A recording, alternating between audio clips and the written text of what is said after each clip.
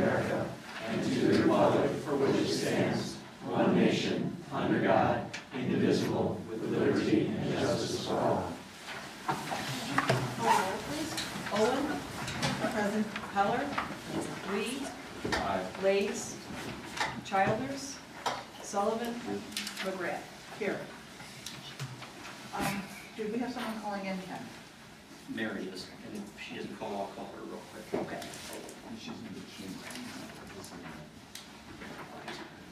Well, we'll start with the best part of the evening, 207's Best. Audrey, please. Hi, I am happy to introduce to you Eric Etzweiler. Eric, if you'll stand, please, as 207's Best for May West.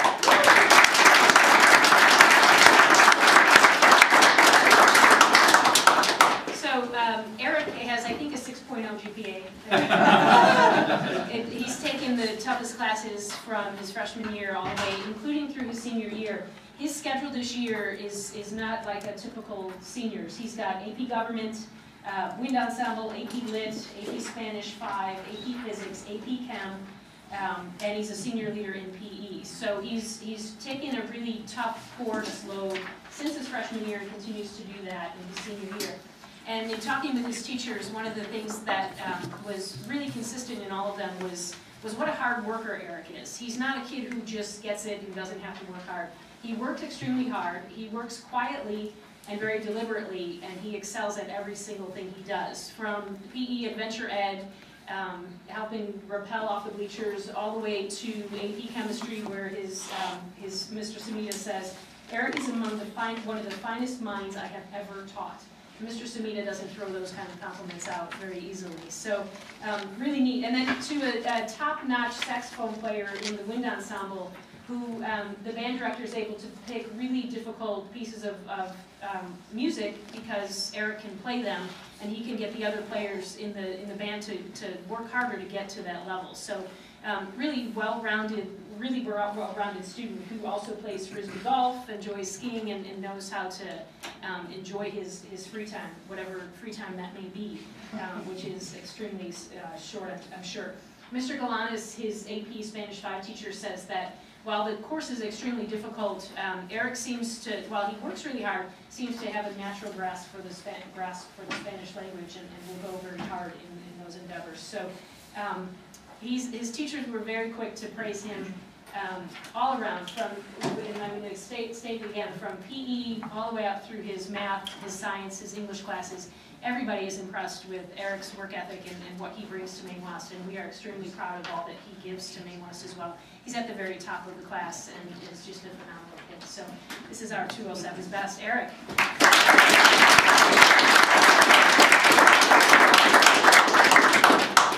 Hold on, stand up, stand up. Also, his extracurriculars include Spanish National Honor Society, National Honor Society, Coach Mentor, Marching Warriors, Pi Sigma Pi, Mathletes, etc. So, Eric, tell us what you're playing. Tell us who's here with you. Well, that's my dad and that's my mom. You might know them since they work at Maine East. Very good.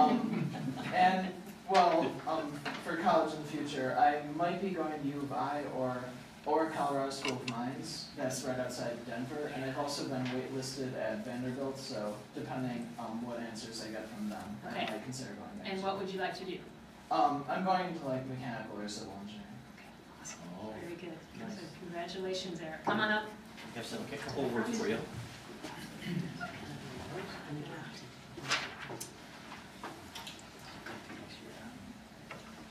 Congratulations.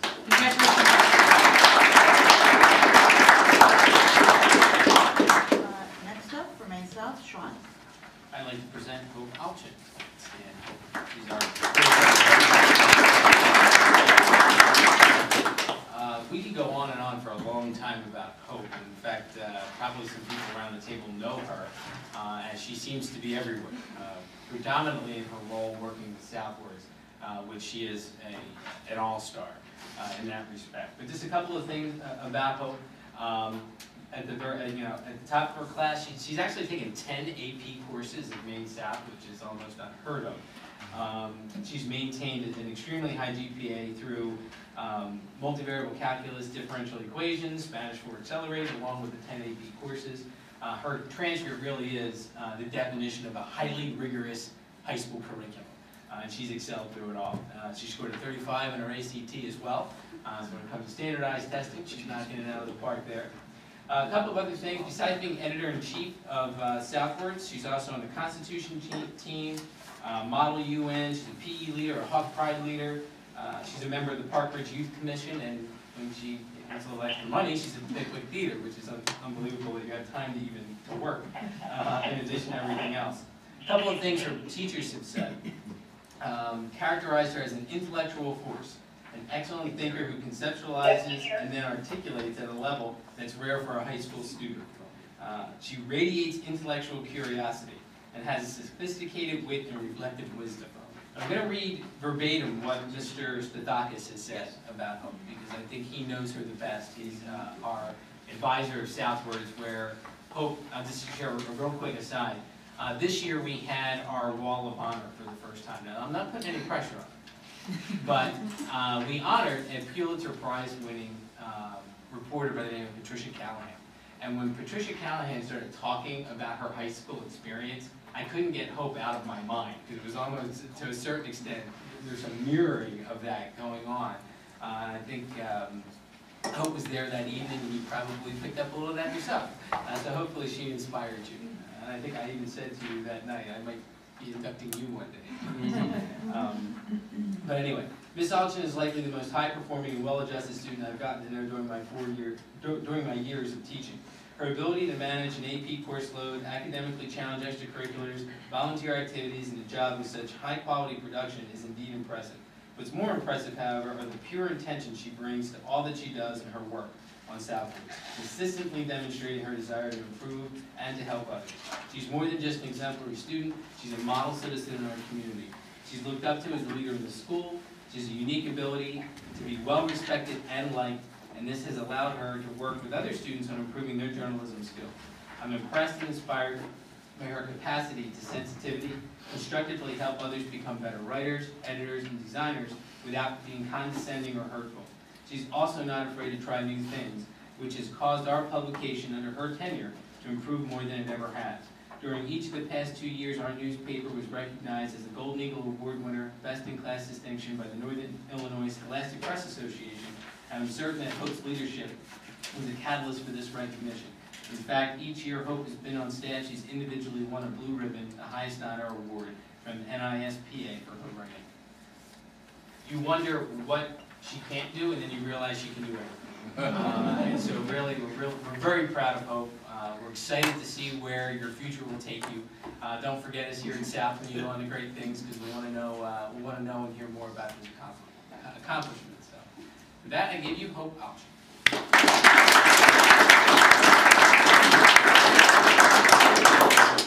Hope, who's with you tonight, and what are your plans? My parents are here with me. As for plans, I'm between, for college, Northwestern, Georgetown, and then Yale. I'm not really sure yet, but pretty undecided. But I'm also undecided on what my major is going to be. I'm leaning towards political science, but journalism is always going to be an option, so I don't know yet. Perhaps both. Yes, maybe. Come on up, Hope. We've got a couple of gifts for you.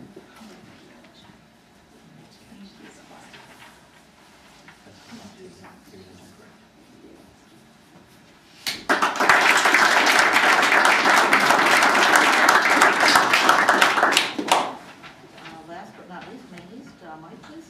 Hi, everybody. Pleased to introduce our 207's best, Angelo Matney. I think this is all-star mathematics scholar night, I think, listening to these three students.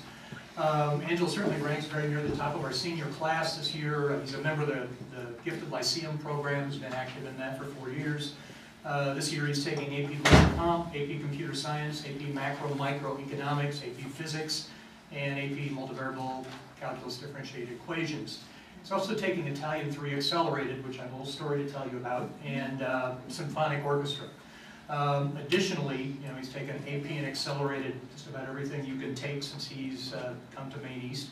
He's also been a member of French Club, Italian Club, Chem Plus Club, Maine East Rhythm Project, and Demon Strings, member of National Honor Society, and this year achieved finalist status as a National Merit Finalist for Maine East. So very, very proud of him academically. He's been a 4-year member of the math team, and this has been named state finalist for the math team, and this year will, for the 4th year in a row, represent Maine East at the state math finals as an oralist. He also won the John Benson Award, North Suburban Math League's conference meet. It's named after the league's founder and president. It's given to a senior who best exemplifies Benson's love of mathematics and his passion to share his enthusiasm and knowledge with others. So quite an honor amongst many, many talented students. Mark Dobner, obviously math teacher, teaches physics, high-level math, and works with the mathletes. And he's, I quote just real briefly, he said, "What I found to be so refreshing is that Angelo not only thrives academically in class, but he also genuinely enjoys the subject matter and has a voracious love of learning. Because of his passion for learning and great academic accomplishments across the disciplines, I consider Angelo to be the consummate honors student and a Renaissance man." Kathy Craig, find just the little bit she said here, comes into AP English Lit and Comp excited about what he's writing or thinking, and he articulates his original ideas with enthusiasm, even as he's continuing to rethink and reformulate his ideas. You get the sense that he's doing something fun and challenging, not hard work. But when you read his writing, discuss his ideas, you see that he has indeed put in the time to read difficult text, think, research, synthesize, organize, create, edit, revise, and produce beautiful writing that makes us think deeply about literature and life. Talking about the Italian bit, he's an Italian 3 accelerated this year. As a freshman, he wasn't able to fit foreign language into his schedule, so he didn't have any foreign language. As a sophomore, he started in French and did very, very well, studied with Bernie Lewis for his sophomore and junior year. Obviously, the schedule that he has a lot of singletons, which is a big puzzle piece when it comes to make it fit together, and he had a conflict being able to be in French. So he decided, well, I want to continue language, so he just decided over the summer, well, I think I'll do Italian. He's never taken Italian. He studied Italian himself over the summer, came in, and they said, well, you're doing pretty well, let's put you in Italian 2. Within the first few days, they said, no, I think Italian 3 is very good. And in a short period of time, it was Italian 3 accelerated. Musically, the last thing I want to talk about for a minute is, he came on my radar, I think, in the sophomore year. In the spring of the year, we had chamber music mornings in the Rotunda. And it was a string trio, so 2 string players and piano player. Normally the spinet we bring up to the Rotunda is not your finest instrument.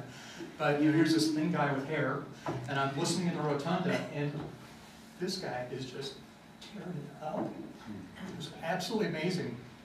I looked at Ed Eubank, and I'm like, who is he? He said, well, Angelo Matney, kind of the way he does stuff. So fast forward, he's been in orchestra, frequently he's the concert master for the orchestra, and does a nice, nice job. Just before spring break, I think on Thursday night, orchestra concert, Wednesday, Thursday, somewhere in there, we had chamber music, again, that's part of the unit they do this time of year in the orchestras, and they did a Mendelssohn string trio, which is very, very challenging. And I have to say, sitting there listening, I don't think I've ever heard in 20 plus years of being a music educator, a student who did such an amazing job on piano. And the thing that was incredible, and the entire trio, I mean, all 3 players were very, very fine. But I mean, this is just a monster of a piano part, and it's very exposed, there's no place to hide, there are notes every place. And the thing that was great was you could tell it was difficult, but it didn't sound like it was hard. He just played, great communication with the other players on stage, just tore it up. And that ensemble has been recognized, been selected to perform down at University of Illinois at the Allerton Chamber Festival. So I think that's sort of indicative of Angelo Matney in terms of who he is, what he does, what he brings to school. Every teacher who talks about him absolutely loves this young man. He is just the nicest, most pleasant, most self-effacing, no big deal kind of guy. And he has really done great things at Maine East, and I'm sure is going to do very well as he goes on in life. So congratulations.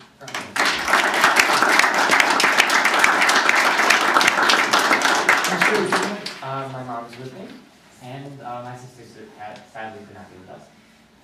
And so I plan on going to Northwestern University. I'm happy about it, and they gave me a pretty good scholarship plan, so I'm so happy about that. I think I'm going to go for electrical engineering. Interesting. I love electricity. The second I got into physics, and I've always loved it, so I'm going to stick with it. Congratulations.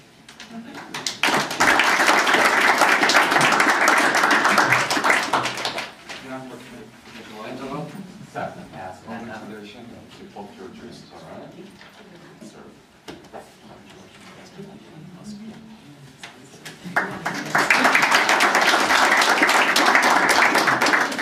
The students and their principals could step out into the hall. Mr. Gray would like to take some pictures, and you're welcome to stay for the rest of the business meeting, but this is your chance to. Thank you very much, and congratulations.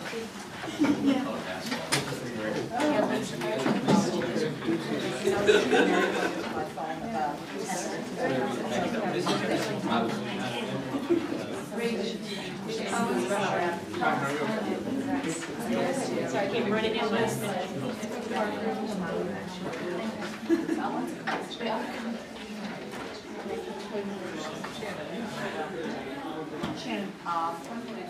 Junior, are there any No, I was talking to her. comment About about you you? and, you know, Cards. getting together. That was good. Okay. Any updates from board members? I just wanted to mention that my husband and I attended the musical at Maine East recently, Once on This Island, and it was delightful. And I'm just always impressed by all the talent of the kids. And encourage all the board members to try and at least get to one musical a year. Why would you limit yourself to one? Well, to say at least one, yeah. I also attended a performance from Brother Muslims who had done performances earlier in the it was a little vicious, so I didn't go out. It's always been a joy to hear the kids perform, whether it be just the music or a musical. So I commend these performers. I just want to share that I just got back from the National School Board Convention about an hour ago. And that was my first time as a first elected school board member. And there was about 6,000 plus people came at New Orleans. And it was a tremendous networking opportunity. Get to know other school board members from other states. And definitely a learning experience. And we'll share more details later on. Thank you. Ken? I've got one thing, along the same lines of the accolades that the board members were giving for our music program and our overall fine arts program. We just found out about a week ago that our entire District 207 music program for all three of the high schools was named a best community for music education. So literally the Maine Township community has been named that by the National Association of Music Merchants. There were over 2,000 districts that applied for this, and we were one of the ones selected for that. So we will be bringing the fine arts chairs back to the meeting, in May to be officially recognized for that award. Thank you. Next up is the Education Committee. Donna? March 3rd was Hank's review of the tech budget. Briefly summarize that? Yeah, the technology budget comes to the full board for review this evening and hopefully approval. The key points went out on Friday note regarding it. It's pretty close to the allocated yearly budget for that. The details are found in this month's board book.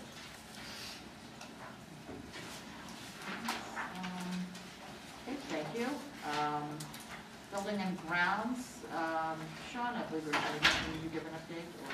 I don't know what Eric wanted to specifically cover, but I'm ready on the finance committee. Okay. Hank, apparently after you got done with the education committee, allowed us tour the finance committee. the budget for FY16 is going to be, or FY15 is $1.6 million, includes replacement and updating of aging equipment, focused on students. In there, the replacement of staff laptops are going to be delayed for a year from the original plan in order to purchase additional calculators. Hank, can you talk about the calculators and what we're doing there? Yeah, last year when we moved to the Chromebooks, the idea was that the Chromebook would serve as a daily calculator for our students, and our teachers took that very seriously this year. I have tried to use the Chromebook as the primary calculating device. However, we've run into several challenges, particularly with formative and summative assessments, where we need to make sure that the students aren't using any other things other than the calculator for testing. And then also when we've moved into areas of standardized assessments, we believe that eventually the park what we've seen from it, has a calculator built into it. When it was first presented, we believed that that would be a very generic calculator. What we have found since then is that the calculator built into the park assessment, which will be the assessment that our students will be measured on going forward, is specifically the TI-84 Plus calculator, which is not a very intuitive device.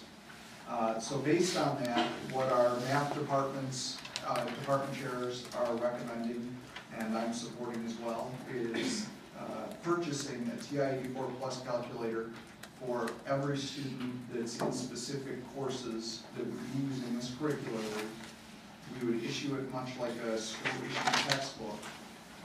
The total cost per student comes out to be about $6 per year over the cost of their career, because we expect that the devices will have a 10 to 12 year shelf life. There's not much that can go wrong with them. We want to put batteries in the calculator and they run. Any damage or repairs that need to happen would happen to our student help desks, just like what happens with the Chromebooks, so we'd be able to maintain them there. So the idea is that we would then blend together calculation using a Chromebook and a variety of different more authentic calculating things that you might stumble across in daily life, in combination with using this very particular calculator, the TI-84 Plus, which is also used by many universities and businesses and more technical careers. That would be the device that's typically used. So we're able to afford this 1.6 because of the use of the Chromebooks, no cost Google Apps for education, cloud-based and open source technology programs. So the Finance Committee voted is recommending approval of this technology program. Sure you didn't go to the Building and Grounds Committee too? No, I didn't go to Buildings and Grounds. Well, we'll defer that report until. Well, that was capital outlay, was the Okay. primary item on Buildings and Grounds, which is on the board agenda. Okay. Thank you, we'll address it at that point in time. Next up, monthly status of finances, Mary? In your board packet is the February financial statements. On the revenue side, we are tracking within our budgeted norms. You'll see all that revenue spike up next month in March, because March is the first installment of property tax bills. So you'll probably shoot our 60% revenue up to the 90% range once that happens. On the expenditure side, we are tracking within budget, with the exception of the Health Life Safety Fund, where we're slightly over budget because we replaced some doors under Health Life Safety this year. It's a timing thing. They were scheduled to be replaced in future years because we were doing a batch of them. We found it was cheaper to do it now. And then the tort fund, both legal fees and our workers' compensation are over budget for this year. I'll entertain any questions anybody has on the February financial statements. Thank you very much, Mary. Your next item is nothing under instructional services this month? Okay, next item will be the monthly update on FOIA requests. Two this month, both of which have been responded to. Okay. And we do not appear to have anything under board policies. So we are at the consent agenda. So moved. Donna, is there any questions? comments? Just, question on school gifts. Yep.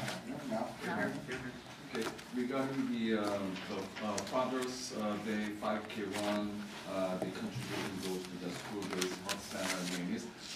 Is it, when is it, by the way, then? Is it still time to, any businesses or individual can contribute or sponsor? Sure, I mean, we've got till mid-June. Mid-June? Yeah. Okay, because also one of our board member, Mary Childers, who's in the fund, she's also willing to donate some items, contribute items for silent action or raffle prizes, addition to. Okay. So do we have a like timeline, deadline, dates, or? I think we're able to take things, again, it's, as registration comes in, we have an idea of how many gift bags, things like that we do, because everybody who goes gets something. Angie Hughes would be the one that I could get you in touch with, who will have better information on. And the date is this time? It's whatever the day, Father's Day falls out this year. 17th, sounds familiar to me, I think, yeah. Again, I was able to participate the meetings, and definitely a great cause and worthwhile project. So I do highly recommend all the board members who could able to run, participate 5K. Please do so. If not, I guess other contribution donation will be great. I think you can walk too. That would be good. All right. Thank you. Okay, any other questions or comments? Hearing none, may I call the roll, please? Lee? Aye. Childers? She's Still with us? She's not. She's Okay. having spare parents, so she's not with us. Owen? Aye. Heller? Sullivan? LeGrand? Aye.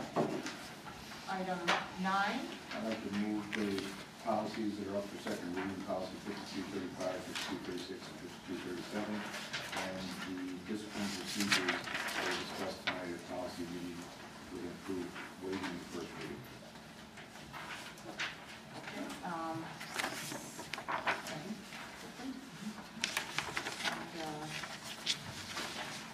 this is the second reading for all but the discipline procedures, which is the first reading. Are there any questions or comments about the various policies? Just quick questions. I know Ken did explain thoroughly in a way, but related to policy 5236, alternative high school credit, even in high school. And I was, my question was that we as a school district are fully responsible about this even in high school, and if there's any other expenses, such as since we are running these classes from 6 to 8 p.m., 8 to 10 p.m., that's definitely a late hour. There will be a lot of utilities, heating and air condition expenses, and maybe hiring extra security or teachers and so on. Can you kind of reiterate how that those responsibilities are worked on? So the Night School program is a program that we've run for decades. It is a program that actually originates with a grant through Oakton Community College, and it's a federal grant that is aimed at continuing to educate students who would otherwise drop out of high school. So we are the fiscal agent for this. We house it, we collect rent for it, and all of the employees of the program are actually Oakton Community College program. Now, some of them are our teachers who work in the program, but some of them are teachers from other locations that just work here. And they're paid, they're actually Oakton employees while they're doing that program. One of the things that we've done over the years is try to be very efficient. So for example, we have evening security on staff here at South, and so what we do is we ask that security person who's already in the building to help cover the security for the program there. And you know, the big times are when all the kids are arriving and just coming into the building at 6 o'clock, and then during breaks and then leaving. So we've been able to be pretty efficient with the staff, and the total cost of the program is pretty small in the grand scheme of things. But what it has done over the years is it has allowed many Main Township students to either graduate on time with their peers or not long after their peers, get diplomas and continue to go on to school or other things, and not have to go out at 18 or 19 or 20 years old and be without high school diploma. So it's really served our students very well. So definitely related to this concern, students, we do not just really doesn't really help them out at all. It's that we continuously provide their educational programs throughout so that we can encourage them to graduate possibly on time along with their peers. Yes. Yeah, it's been a very good program, and as I said, it's somewhere between probably 40 to 60 or 70 students a year at one time are in there. We also have some students from Niles and also Evanston Township, but the bulk of the students are actually Main Township students. I just want to mention for the record too, on one of the items here, which is on the discipline procedures, that we requested that the first reading be waived because it's really just reflecting policy decisions that have already been made and now we're putting into the procedures. I just wanted to clarify why we're suggesting that we look at that. So these will go in the student handbook, so in order to get those in timely. Okay, and Sean did move with a waiver for the first reading. I just wanted to mention that. Any other questions or comments? Do you know, quick question, do you know about when our policies for this legal substance, electronic devices, that will be on the school handbooks, timeline-wise? Well, they'll be in for next year's handbooks. Yeah. They go to press this spring, and they'll be in new handbooks for the school year. They'll be up on the board page even before that, but they'll be in the handbooks for next year. Any other questions, comments? Hearing none, Jenny? Lee? Aye. Heller? Sullivan? Owen? McGrath. Item 10, approval of bids and awarding of contracts for single student small groups. This was reviewed by the finance committee as well. We only had one bid come in for the service, so it was a recommendation by the administration, and the finance committee supported the fact that the board reject all the bids that came in, and that the administration rebid the services. So it's actually a motion to reject the one bid that came out of the service. Any questions? Oh, we need a second. Second, okay. Question. Could someone elaborate a little bit more about this single student and small group transportation service? It's more commonly referred to as taxi, so it's cost effective when you have like 2 or 3 students going to one school or going to one job site instead of hiring a bus to get a taxi to do that. But we call it small group and single because there is an entity that is not a taxi cab company, but is a small group transportation provider. So that's why we've changed the name. They used to be called taxi bids. Predominantly special education students who are placed at schools outside of District 207 or students who are going to midday job sites working on their life skills. And this will be coming back to us at some point. There's more bids. Probably in June. And just in terms of looking at adjustments in the insurance limits. So we're doing an alternate with the state insurance limit because on 2 companies have expressed that was a concern for them. So we're going to keep our limit in there, but then also look at an alternate for the lower limit so that we can then judge which one we want, see the cost differential. The lower limit is in compliance with state requirements. Yes. And in compliance with our limit is higher. That's what we want to look at. We want to see. But is our limit related to our scrim? Scrimp is aware that, we're looking at this in conjunction with Scrimp reviewing this. So we've got permission from our risk manager to do the alternate. Thank you. Any other questions? Comments?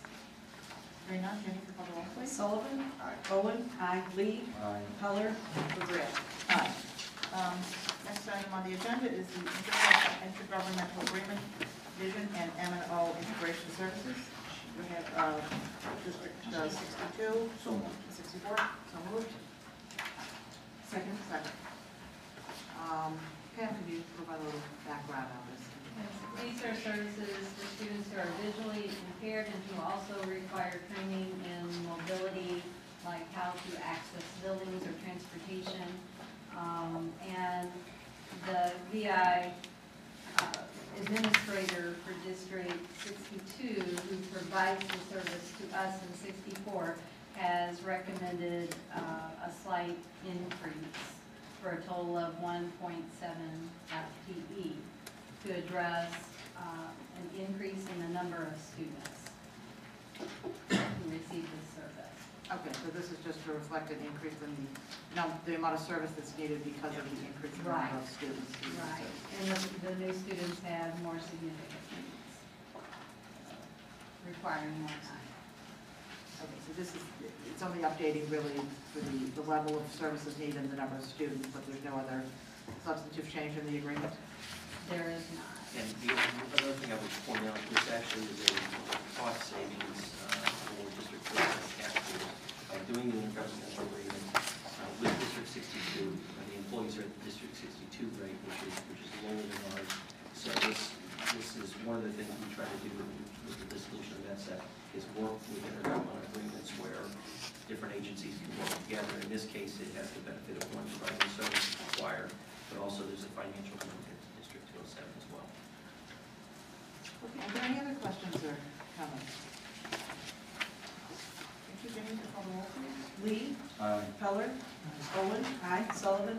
McGrath. Aye. Item 12, the technology budget.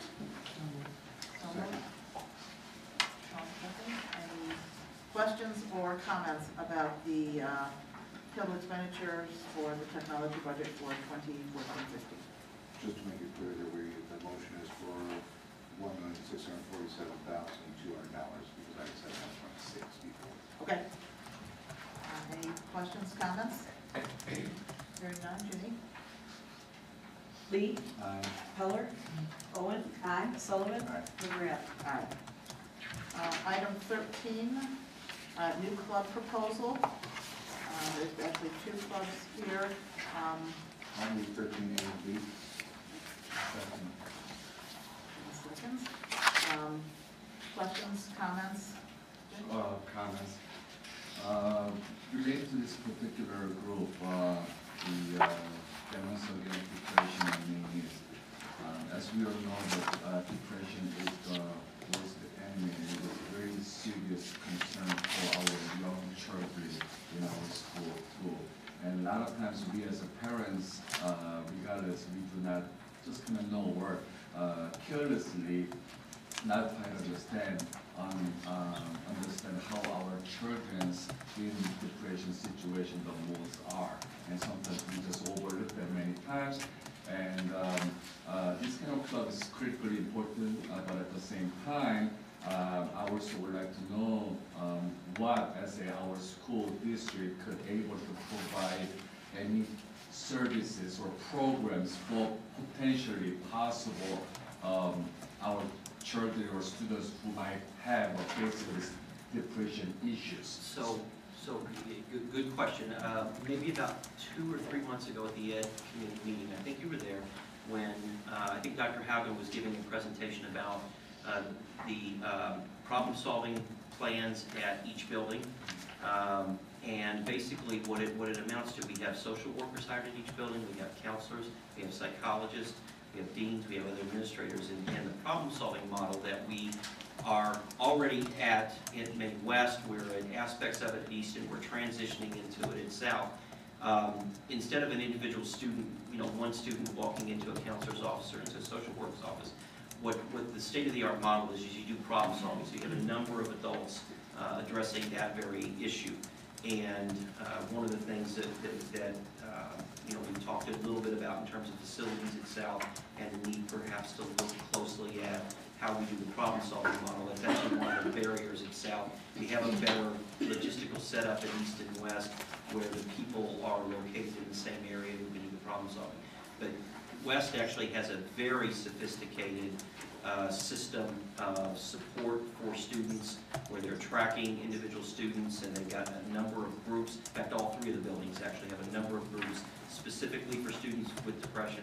So students could be talking in groups or individually with adults in the building about the issues. So we've always had that. What we're trying to do, Jen, is get better about how we track it, how we look at outcomes and follow up on how students are doing. I think we are definitely in the right track of our district, but I think we continuously put an effort and stress about the importance of these particular issues, and again, preventive precautions. A lot of times we really do not know how the students feel, and a lot of times when they're in a depressing situation, they do not share that with their friends or teachers and so on, and can just get by. And later on, who's going to be responsible and such, and we do not want to regret after any.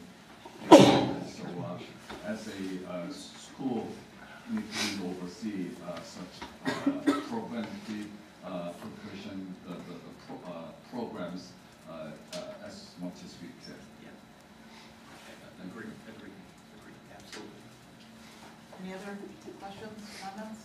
I just want to thank the people who are involved in starting this particular club. It's really a great idea for it to come to the students.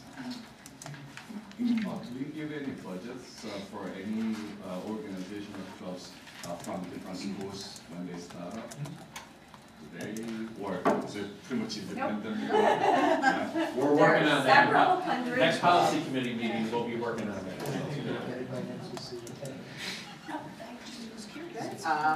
Any other questions, comments? Okay, Jenny, if you call the roll. Sullivan, Heller, Owen, Lee, McGrath. Aye. Next item is capital outlay, motion please. Donna? Okay, Mary, would you like to talk about your question? We are slightly over the $300,000 budget that we have budgeted for capital outlay, but we're hoping through a competitive bid process to bring that number within budget. A large portion of the $300,000 is related to the simulators. If you're aware, will be our second of 3 years where we're replacing the dry simulators. 6 years, and the simulators are going into May East. There are a number of items that aren't funded. We are hoping that to fund all of those items with current year dollars that we have left over in both some capital accounts and other accounts where we'll underspend and then apply them to capital. The other items, a lot of them are replacement items for things that are aging out and that need repair. And we have a $50,000 placeholder because we know that periodically throughout the year stuff breaks. So we have a bucket for which to replace those items that break during the year. Are there any questions on any of the individual items in capital outlay? It's kind of a process where it bubbles up through the MPCs and the buildings and then to the district in terms of requests. The 50,000 is included in the 300? Yes. And I would note that, just looking through this, it appears that about half the budget was for the simulators. Correct. Yeah. Any other questions? Comments? Hearing none, we'll call the roll. Owen. Aye. Sullivan. Heller. Lee, McGrath. Aye. Item 15, summer hours for special education and ESL department chairs. Sullivan. Second. Okay. Any questions or comments? These are hours we annually approve, and the bulk of these, when needed, these are up to 20. So when a student comes in the summer to enroll, who is a special education student or an ESL, second language learner, we have to have people to do assessments, and that's what the bulk of this work is for summer assessment work, for new students coming in particular. How is the ESL program for what are the participants from what areas of school? Are they all from the east? No, we have an ESL program in east and west, and we have a few ESL students in south, but the bulk of the largest programs are Maine East and Maine West. And what are the requirements, for any students to join a summer ESL program? Well, these are students who are just being evaluated for what program they'll go into the regular year. So they're having their language evaluated to see what level. In the ESL program, are they at level 1, or are they level 2, or level 3? So it's about that evaluation program in the summertime. For any other student, though, some special education students have extended year program. where we have a summer school program for them. I don't know if we have summer ESL. It's not a requirement, but we do have some programs. So we do have some couple of sections of summer, but those are students. There are students who are enrolling in summer school programs, so they're continuing through the summer.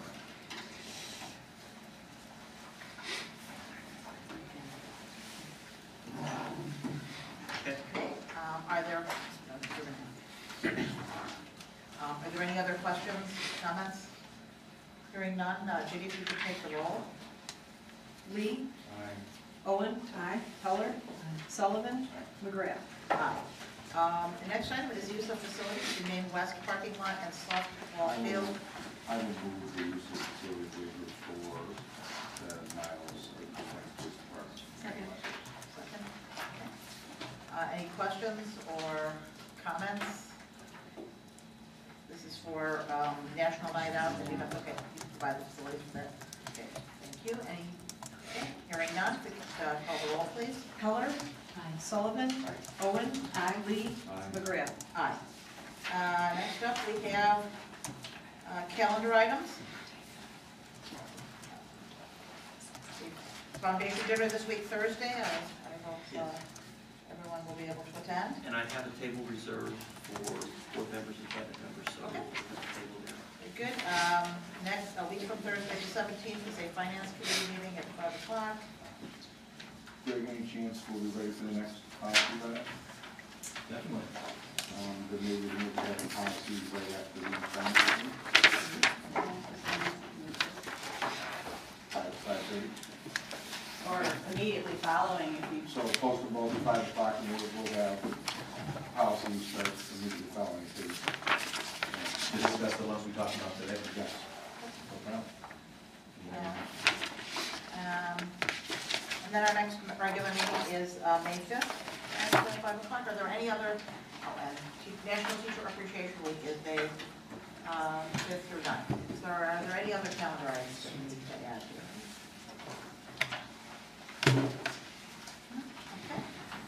At this point in time, I ask if there's any comments, cards, any public comment cards? No, there aren't? Okay. Any students who have joined us have any questions for us? Yeah. I'm assuming you're here for a class. Yes. Or just really curious. Can't be that, there has to be like a basketball game on or something. Do any of you have any questions? I actually have a question about the issuing calculators like textbooks. Uh-huh. Do I have to stand up? No, or- go ahead. Help. You're amongst one. Tell Okay. Ginny your name and what school you go to. I'm Phil Yulian, I go to Maine South. Okay. Okay.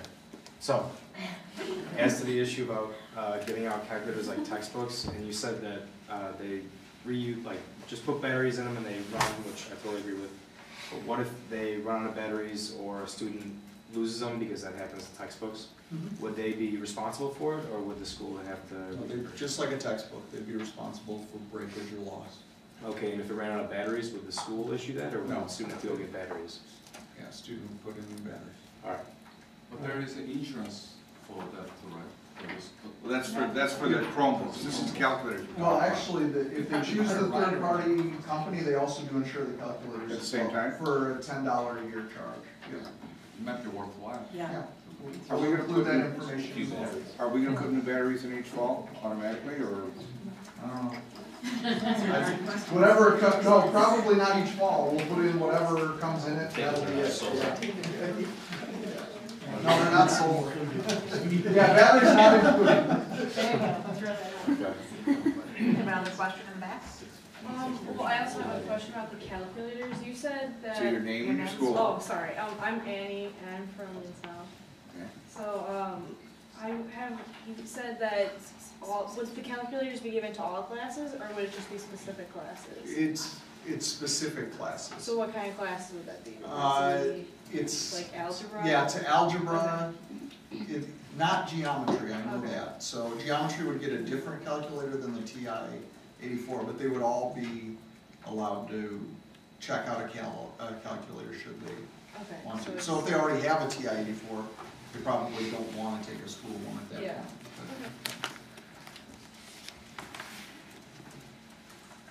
Anything else?